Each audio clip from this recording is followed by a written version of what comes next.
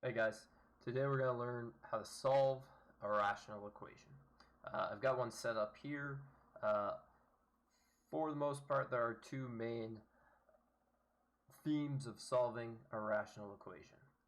The first is factor everything you can, and the second is get rid of the denominators. So we'll start that now. Let's factor everything.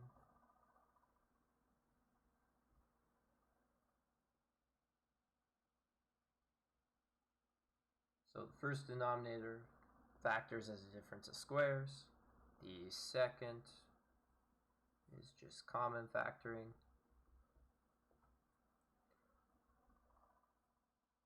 And the third is good. And I'm saying first, second, third. These are all my terms. I have one term, a second term, and a third term on the other side of the equal sign. Now, upon factoring, I'm seeing some very nice things. I'm seeing that both of these first two terms have x plus 2 in the denominator. Remember, I said the second big idea is get rid of all of the denominators, and the way we do that is by multiplication. So let's just do this one at a time. Let's multiply everything by x plus 2. So I'm going to multiply this term by x plus 2, as well as this term, as well as this final term. Now if I write all that out, it looks a little like this. And that can be helpful for us seeing what's going to happen.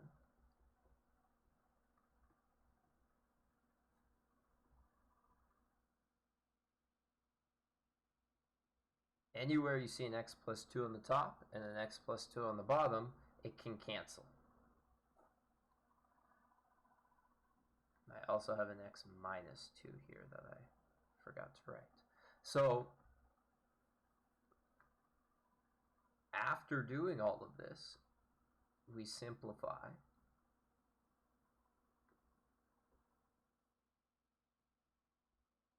And it looks as such. Now, usually what I'll do is I'll go right to this step. I understand that when I multiply by x plus 2 here, it's going to cancel. So I often skip this, but sometimes it can be very, very helpful in just remembering what cancels and what does not cancel. So I've gotten rid of the x plus 2 in the denominators.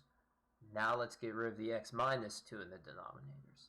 So we'll multiply this by x minus 2. Let's try that skipping ahead and just ask yourself what's going to happen here. Well, that's going to cancel if I multiply by x minus 2, and all I'll be left with is 2.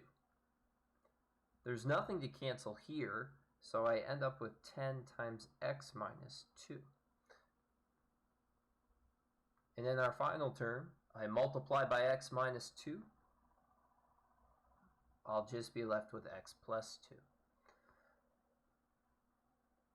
Now, if you see where we began and where we've ended up, I'd much rather deal with this than try and do anything here in terms of solving. In fact, that's why we kind of do it. This is so much easier to solve. So we'll go ahead and we will do that.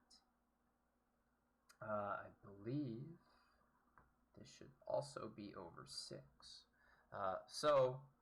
We're not quite there yet. We're not quite ready. Let's get rid of all the denominators and let's multiply everything by 6. 2 times 6 is 12. That times 6 is just the top part. And then we'd have 6x plus 12. That's both of these things multiplied by 6. And now we can very simply start to gather our like terms, expand this out, and see where it takes us.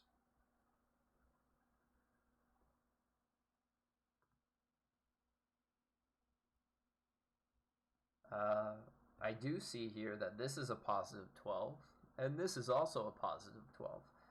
So I could take that from both sides, it would just go away. So I can actually just ignore it and forget about it by canceling it out. So then I'd have 10x minus 20 is equal to 6x. So I have 4x is equal to positive 20 by rearranging. And then x is equal to 20 over 4, or quite simply, x is equal to 5. So, through all of that, I get myself an answer, and that's kind of the main goal, but we have to remember to check our answer against the non-permissible values. Because remember, this is a rational equation, so there's going to be some values of x that we're not allowed to have. So if I take a look at the factored form here, well, x is not allowed to equal what things? It cannot equal positive 2 or negative 2. I believe that that's it. X cannot equal positive 2 because of this, negative 2 because of that, and that follows suit for those two denominators as well. That should be everything you need to know about solving a rational equation. Truly, get rid of the denominators after you have factored everything, and then break it down and simplify, and you should find yourself an answer of which you should check against the non-permissible values.